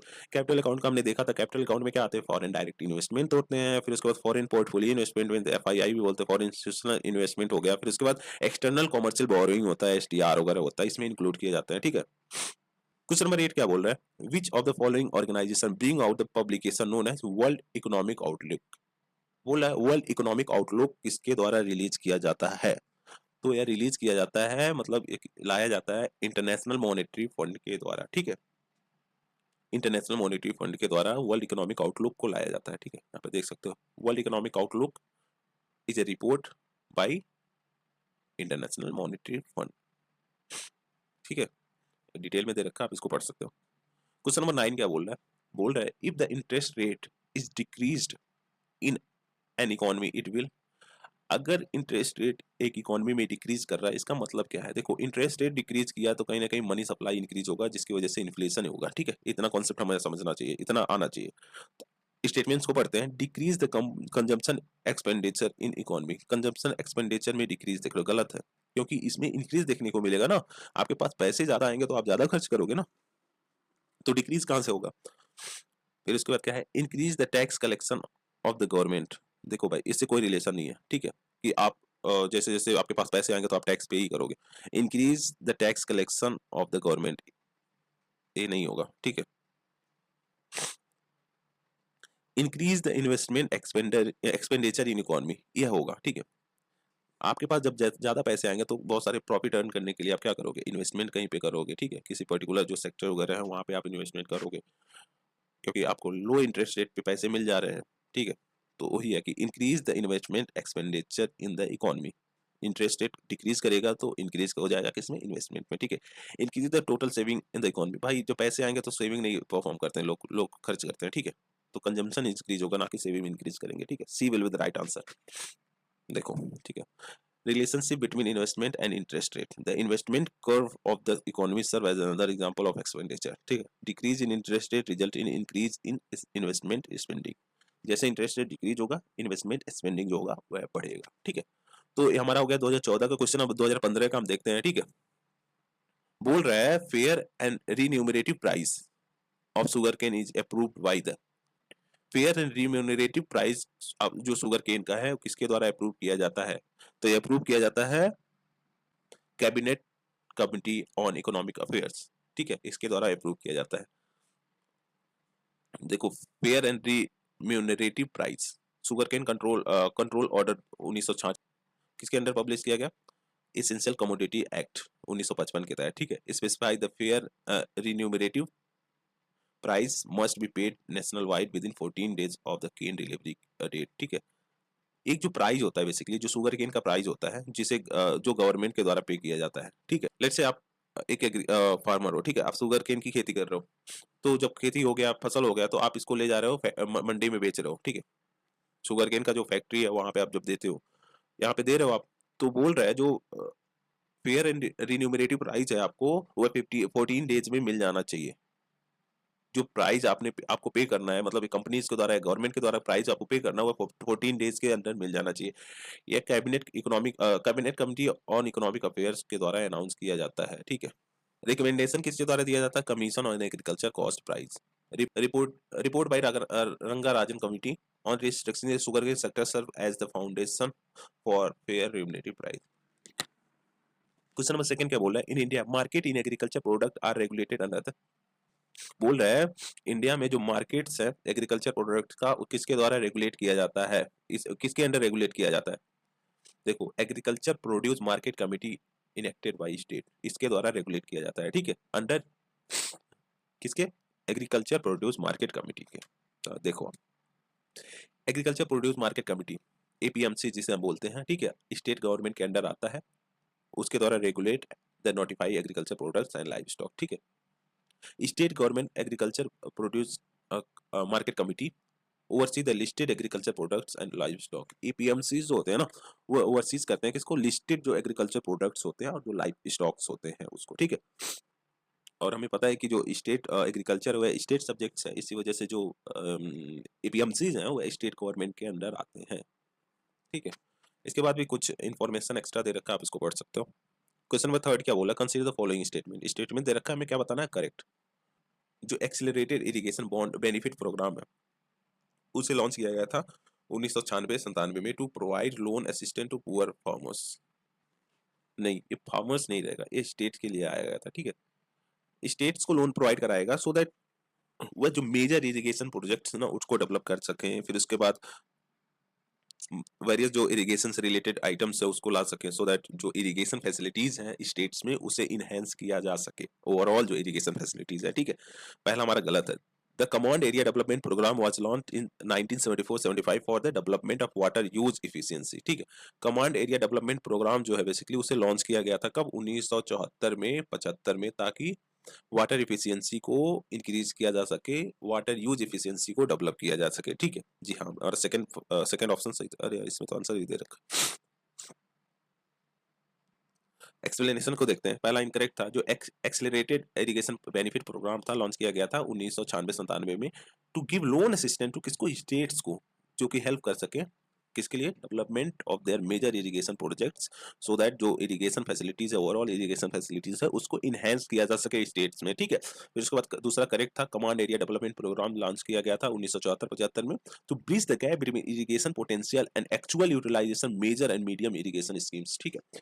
जो इरिगेशन पोटेंशियल है और जो एक्चुअल यूटिलाइजेशन है किसका? Major and medium irrigation schemes का, उसको कहीं ना कहीं उसमें जो गैप्स हैं, गैप्स प्रेजेंट हैं, उसको फुलफिल किया जा सके, उसे ब्रिज किया जा सके, उसे मतलब एक तरह से गैप्स को खत्म किया जा सके, ठीक है। Delivery of irrigation water to the field is the ultimate objective of this scheme. बोल रहा है कि जो डिलीवरी है वाटर का, मतलब इरिगेशन वाटर का जो डिलीवरी है फील्ड में, उसको इफेक्टिव वे में इंश्योर किया जाए, यह एक मेन ऑब्जेक्टिव था किसका? कमांड एरिया डेवलपमेंट प्रोग्राम का, ठीक है। क्या क्या इसके अंडर इंक्लूड किया जाता था? Field creation of field channel हो गया, लैंड कंट्रोलिंग हो गया, फिर उसके बाद रोटेशनल वाटर सप्लाई हो गया, सो दैट जो इक्विटेबल डिस्ट्रीब्यूशन है ना उसको इंश्योर किया जा सके, साथ ही साथ जो प्रॉपर एक इरिगेशन फैसिलिटीज है उसको प्रोवाइड कराया जा सके, ठीक है। It was restructured into command area development and water management programme 2004 में। इसे रीस्ट्रक्चर्ड कर दिया गया था किसके अंडर? किसमें? Command area development and water management programme में, ठीक है, 2004 के। आगे बढ़ते हैं, नेक्स्ट क्वेश्चन को देखते हैं। क्वेश्चन नंबर 4 क्या बोल रहा है? The substitution of steel for wooden plug in agriculture production is an example of. जो सब्स्टिट्यूशन है किसका? स्टील का, जो कि रिप्लेस कर रहा है किसको? Wooden plug. जो हल वगैरह होते हैं ना, लकड़ी के बने हुए हल वगैरह होते हैं, उसको जो रिप्लेस कर रहा है स्टील्स वगैरह, वह किसका एक तरह से एग्जांपल है? यह एग्जांपल है कैपिटल अगमेंटिंग टेक्नोलॉजिकल प्रोग्रेस, ठीक है।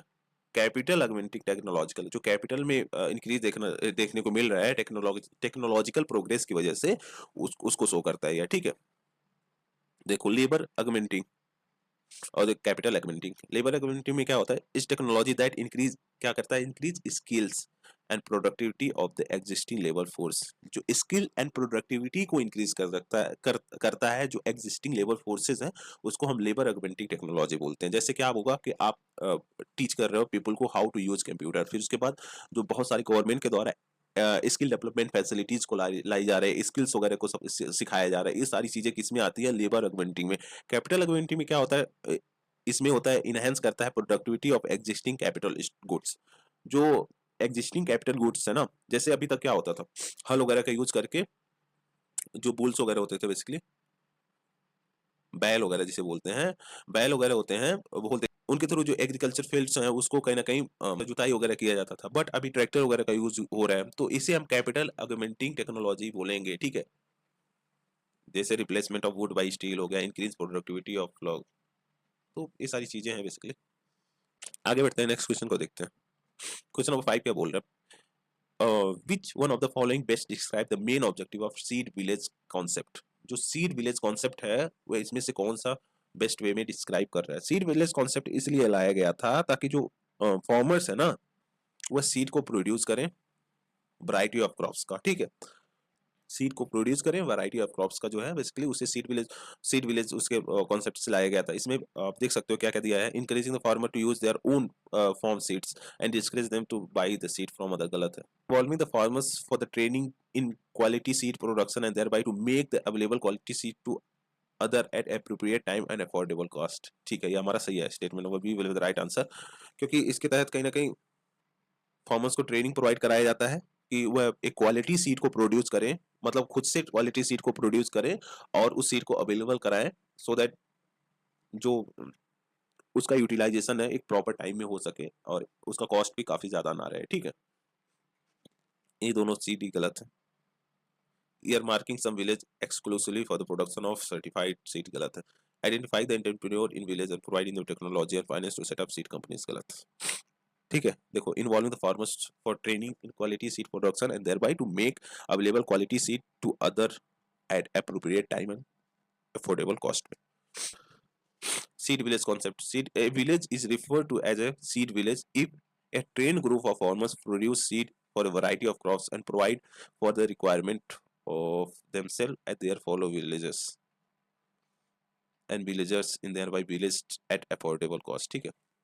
मतलब फार्मर्स को ट्रेन करना ताकि वह सीड का जो प्रोडक्शन है उसे कर सकें, साथ ही साथ जो नीड है नियर बाई एरियाज का, मतलब उसके नियर बाई विलेज का खुद का तो नर्चर करें, फिर उसके बाद नियर बाई एरियाज के जो विलेजेस हैं वहां पे भी इसको मतलब डिलीवर करें, सो दैट जो प्रोडक्टिविटी है ओवरऑल विलेजेस की उसको इंक्रीज किया जा सके, ठीक है। मेजर फोकस यहाँ पे एरियाज दे रखा है, आप उसको देख सकते हो। आगे बढ़ते हैं, नेक्स्ट क्वेश्चन को देखते हैं। क्वेश्चन नंबर 6 क्या बोल रहा है, with reference to inflation in India which of the following statement is correct. Inflation के रिस्पेक्ट में इंडिया के इन्फ्लेशन के रिस्पेक्ट में इसमें से कौन सा करेक्ट है, हमें वो बताना है। Controlling the inflation in India is responsibility of government of India only, भाई कैसा नहीं है, गलत है, आरबीआई के द्वारा भी कंट्रोल किया जाता है, ठीक है। Reserve bank of India has no role in controlling, गलत। Decreasing money circulation help in controlling the inflation, decreasing money circulation help in controlling the inflation, देखो ये हमारा सही था ना, क्योंकि जब मनी सर्कुलेशन आप जैसे आरबीआई के द्वारा बहुत सारे स्टेप्स को लिया जाता है ना, ताकि मनी सप्लाई को जो इकोनॉमी में बना हुआ है उसको डिक्रीज किया जाए। मनी सप्लाई जब डिक्रीज होगा तो ऑटोमेटिकली इन्फ्लेशन डिक्रीज होगा, क्योंकि जब मनी सप्लाई ज्यादा होता है तो इन्फ्लेशन हो जाता है, ठीक है। Increase money circulation help in control, गलत, तो C will be the right answer, ठीक है। इन्फ्लेशन इज द राइज, आप इसको देख सकते हो, क्या आपको बताओ। क्वेश्चन नंबर 7 क्या बोल रहा है, प्रधानमंत्री जन धन योजना, प्रधानमंत्री जन धन योजना हैज बीन लॉन्च्ड फॉर, देखो इसे लॉन्च किया गया था ताकि जो हमारा लोअर तबका है सोसाइटी का, उसमें जो बैंकिंग सिस्टम है उसको प्रमोट किया जा सके, फाइनेंशियल इंक्लूजन को प्रमोट किया जा सके, ठीक है। तो C will be the right answer, promoting financial inclusion in the country, ठीक है। जो हमारा लोअर तबका है उसमें जो गवर्नमेंट के द्वारा बेनिफिट्स वगैरह दिए जा रहे हैं उसको वो सब इजी वे में वो एक्सेस कर पाए, फिर उसके बाद जो बैंकिंग फैसिलिटीज है उसको इजी वे में एक्सेस कर पाए, ये सारी चीज़ों के लिए जनधन योजना लाया गया था। तो इसे कहीं ना कहीं हम बोल सकते हैं फाइनेंशियल इंक्लूजन के लिए लाया गया था, ठीक है, कंट्री में। Financial products and services are the one of the key objective of Pradhan Mantri Jan धन योजना। क्वेश्चन नंबर 8 क्या बोल रहा है, बोल रहा है when the reserve bank of India reduce statutory liquidity ratio by 50 basis point which of the following is likely to happen. अब देखो यहाँ पे भी रिड्यूस कर रहा है, हमने देखा है जब एसएलआर का जो रेट है आरबीआई के द्वारा रिड्यूस किया जाता है तो इससे मनी सप्लाई इंक्रीज होती है, जिसकी वजह से फिर से इन्फ्लेशन आता है। ठीक है, तो बोले अगर लेट्स से 20 है, हाँ, तो 19.5 हो गया, तो इससे क्या होगा? India GDP growth increase drastically गलत है। Foreign institutional investor may bring more capital into our economy गलत है। शेड्यूल कमर्शियल बैंक में कट देयर लेंडिंग रेट। ठीक है, जब इनके पास जब शेड्यूल कमर्शियल बैंक्स हैं, जैसे अभी 4% पे इंटरेस्ट रेट पे लोन दे रहे हैं, ठीक है, अब यहाँ पे उनके मतलब इसको 50 बेसिस पॉइंट कम किया गया है, तो इसका मतलब कमर्शियल बैंक के पास ज्यादा पैसे आएंगे, मतलब ज्यादा पैसे होंगे। तो ज्यादा पैसे जब होंगे तो अपना जो लेंडिंग रेट है, जो अभी 4% दे रहा था, उसको भी 3.5 कर देगा या फिर 3% कर देगा। ठीक है, तो कहीं ना कहीं लेंडिंग रेट में कट कर रहा है ना, तो वही बोल रहा है कि शेड्यूल कमर्शियल बैंक में कट देयर लेंडिंग रेट, तो C will be the right answer. ये एक गलत है। It may drastically reduce liquidity in bank to banking sector, गलत। एसएलआर सीआरआर का कॉन्सेप्ट आपने पढ़ा ही है, इसमें बताना क्या है। आगे बढ़ते हैं। जो बेसल थर्ड एकॉर्ड है, बेसिकली बेसल थर्ड हम जिसे बोलते हैं, often seen in news seeks to. Basel third को क्या होता है, बैंकिंग सेक्टर में लाया गया था ताकि जो बैंकिंग सेक्टर बेसिकली बहुत सारे प्रॉब्लम्स को फेस कर रहे हैं, उससे डील किया जा सके, उससे बैंकिंग सेक्टर को कहीं ना कहीं बाहर निकाला जा सके। ठीक है, तो इसमें बेसल फर्स्ट आया था, बेसल सेकेंड आया था, बेसल थर्ड भी आया था, तो उसी में पूछ रहा है बेसल थर्ड जो आया था वह किससे रिलेटेड था? Develop national strategy for consolidation and sustainable use of गलत है, biological improve banking sector ability to deal with the financial and economic stress and improve risk management. ठीक है, ये हमारा स्टेटमेंट सही होगा, B will be the right answer. क्या banking sector की जो एबिलिटी है डील करने का, किससे? फाइनेंशियल एंड जो इकोनॉमिक क्राइसिस बेसिकली चल रहे हैं उससे, और साथ ही साथ जो रिस्क मैनेजमेंट एबिलिटी है उसको इंप्रूव करना। ग्रीन हाउस गैस से रिलेटेड नहीं था। Transfer technology from developed countries, गलत। ठीक है, देखो Basel third now, Basel third are the three series of banking regulation, first second third, set by Basel committee on bank supervision. Basel committee on bank supervision के द्वारा set किया गया था। इसका एम क्या था? तो strengthen the regulation, supervision and risk management of the bank. Presently अगर देखें तो इंडियन बैंकिंग सिस्टम फॉलो करता है कौन सा? बेसल थर्ड नॉर्म्स को। ठीक है, under Basel third bank Tier 1 and Tier 2 asset must be at least 10.5% of the risk weight asset। ठीक है, आगे बढ़ते हैं, नेक्स्ट क्वेश्चन को देखते हैं। क्वेश्चन नंबर 10 क्या बोल रहा है? With reference to Indian economy, Indian economy के रिस्पेक्ट में क्वेश्चन पूछा है, कंसीडर करना है और बताना है which of the is are components of monetary policy. Monetary policy का कंपोनेंट इसमें से कौन सा है? Bank rate, open market operation, public debt, public revenue. Bank rate है, ठीक है, ओपन मार्केट ऑपरेशन है, मॉनेटरी पॉलिसी का, ये दोनों फिजिकल पॉलिसी के कॉन्सेप्ट है। ठीक, हमने इस सबको काफी डिटेल में हम अपने लेक्चर्स में कवर कर रखा है। तो बैंक रेट और जो ओपन मार्केट ऑपरेशंस हैं, ये किसके हैं? ये पार्ट है मॉनेटरी पॉलिसी का। मॉनेटरी पॉलिसी मतलब जो आरबीआई के द्वारा रन किया जाता है। ठीक है, आरबीआई के द्वारा कंट्रोल किया जाता है मॉनेटरी। फिजिकल पॉलिसी तो गवर्नमेंट के द्वारा बेसिकली परफॉर्म किया जाता है। ठीक है, देखो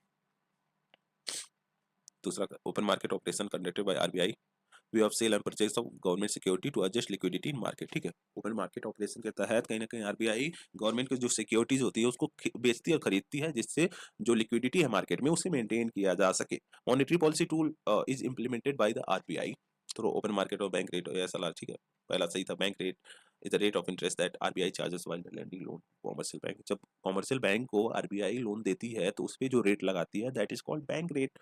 तो ये हमारा किसका पार्ट होगा? मॉनेटरी पॉलिसी का।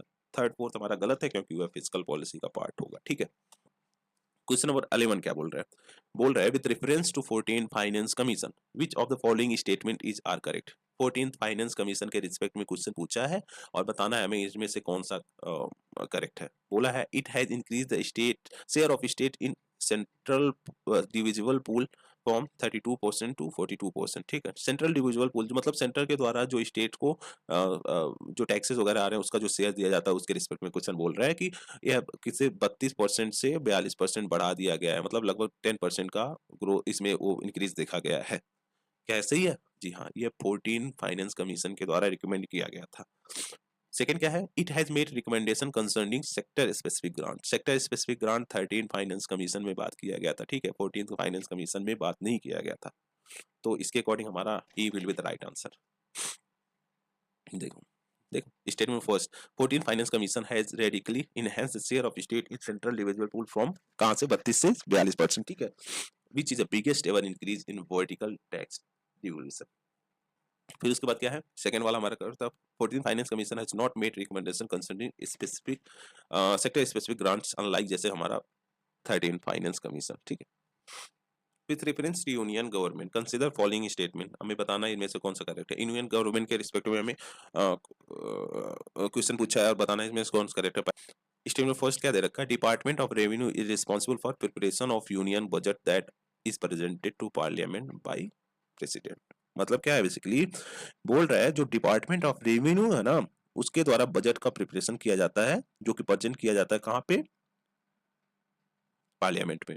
देखो डिपार्टमेंट ऑफ रेवेन्यू नहीं है, गलत है, ठीक है, ये तो रेवेन्यू कलेक्शन वगैरह का हिसाब किताब लेता है। यह किसके द्वारा किया जाता है, डिपार्टमेंट ऑफ इकोनॉमिक अफेयर्स, ठीक है, इकोनॉमिक अफेयर्स के द्वारा यह जो यूनियन बजट है उसको प्रिपेयर किया जाता है और पार्लियामेंट में प्रेजेंट किया जाता है, ठीक है। No amount can be withdraw from the consolidated fund of India without the authorisation from the parliament. मतलब क्या है कि जो पार्लियामेंट है ना, उसके बिना अथॉराइजेशन के कंसोलिडेटेड फंड ऑफ इंडिया है उससे पैसे नहीं निकाला जा सकता। देखो तीन होते हैं ना, एक कंसोलिडेटेड फंड ऑफ इंडिया हो गया, एक पब्लिक अकाउंट हो गया, फिर उसके बाद एक होता है कंटिजेंसी फंड ऑफ इंडिया। तो कंसोलिडेटेड फंड से पैसे नहीं निकाला जा सकता पार्लियामेंट के अप्रूवल के बिना, ठीक है, तो हमारा सही है। फिर all the disbursement made from the public account also need authorisation from parliament. All the disbursement, देखो ये गलत है, ठीक है, ये देखो बस कंसोलिडेटेड फंड से अगर निकालना है तो पार्लियामेंट का अप्रूवल लेना पड़ेगा, ठीक है, ये तो हमारा ऑल द डिस्बर्समेंट में ये हमारा इससे रिलेटेड सही है, ठीक है, तो थर्ड हमारा गलत होगा, फर्स्ट गलत होगा, तो B C will be the right answer, ठीक है। देखो बजट इज प्रिपेयर्ड बाय किसके द्वारा, डिपार्टमेंट ऑफ इकोनॉमिक अफेयर्स के द्वारा, ठीक है। Consolidated fund of India article 266 is a fund to which all the receipt are credited, all the payment are debited, ठीक है। No money out of this fund can be appropriated except in accordance with the parliament laws, ठीक है।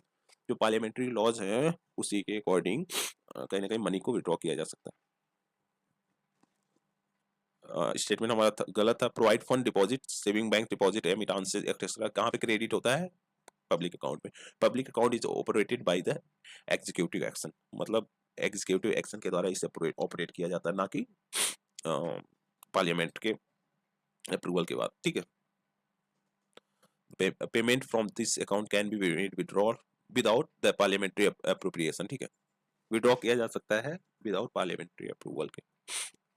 Question number 13 क्या बोल रहा है decrease in tax to GDP ratio of the country indicate which of the following. अगर जो tax to GDP ratio है, basically tax to GDP ratio है, उसमें डिक्रीज देखने को मिल रहा है, तो वह चीज क्या इंडिकेट करता है कंट्री का।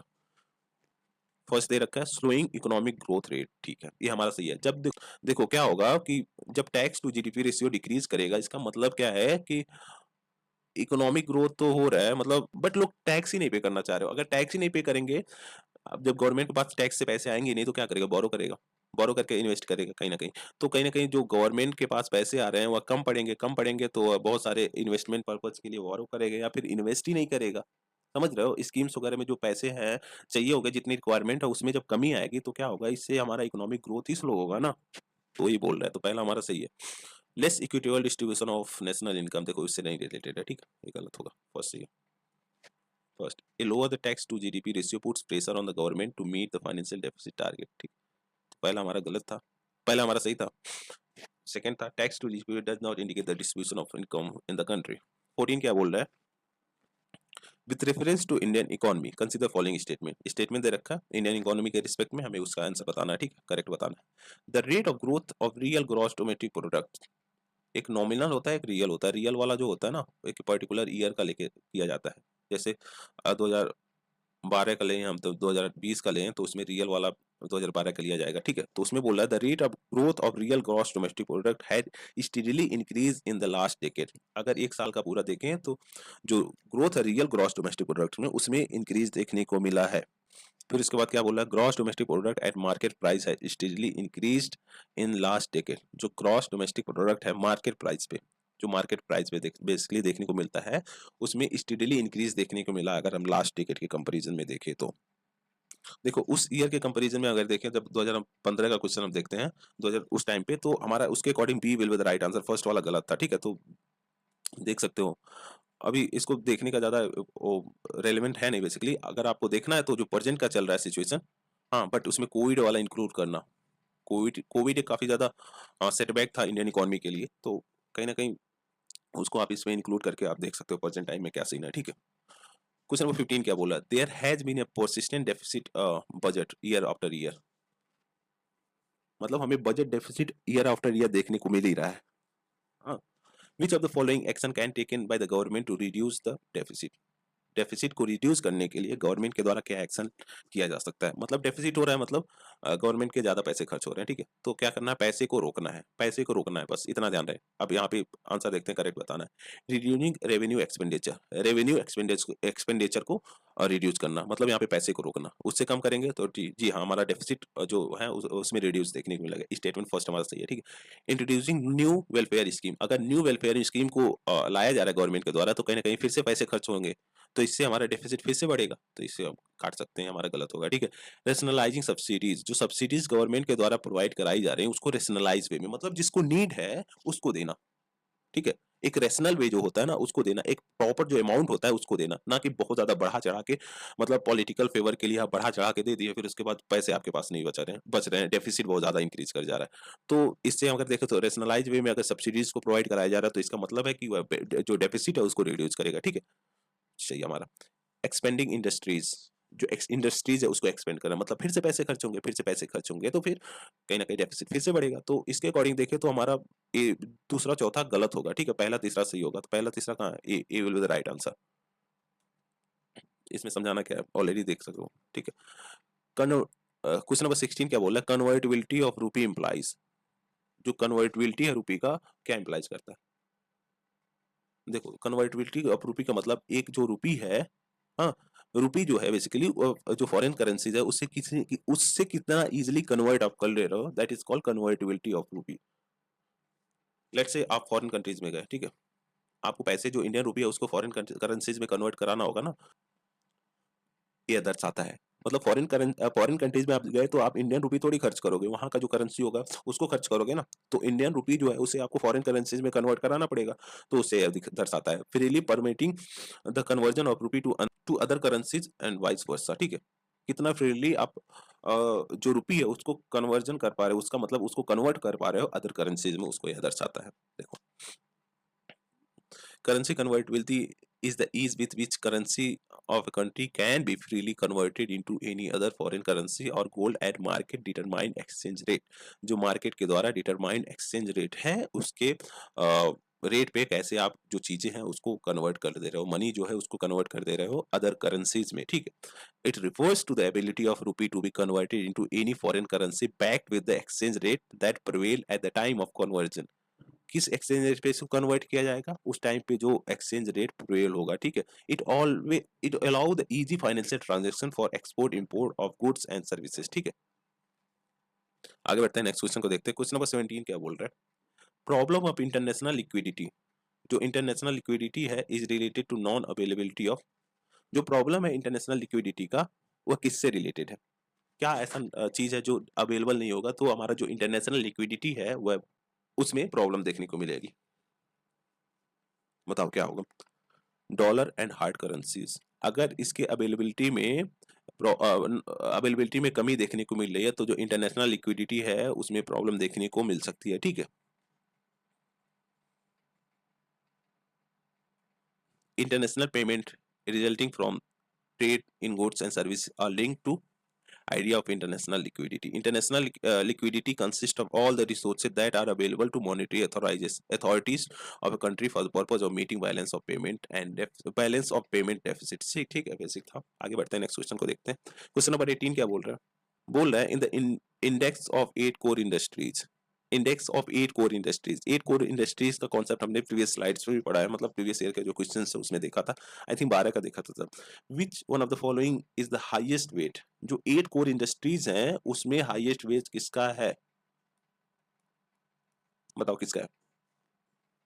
उसमें हाईएस्ट वेट हमें इलेक्ट्रिसिटी जनरेशन का देखने को मिलता है, ठीक है? 8 कोर इंडस्ट्रीज में हाईएस्ट वेट इलेक्ट्रिसिटी जनरेशन का है। उस टाइम के अकॉर्डिंग जो भी था, जैसे कोल हो गया, क्रूड ऑयल हो गया, नेचुरल गैस हो गया, सीमेंट हो गया, फर्टिलाइजर्स हो गया। 8 core industries comprise 40.27 of the weight of items included in index of industrial production. ठीक है, decreasing order of their weight. So this is the end of the video. ठीक है, हमने 2015 तक देख लिया, इसके बाद नेक्स्ट पार्ट कर लाऊंगा। ठीक है, आई होप आपने इस सेशन को एंजॉय किया होगा। Thank you for watching, please do like share and subscribe. Thank you guys.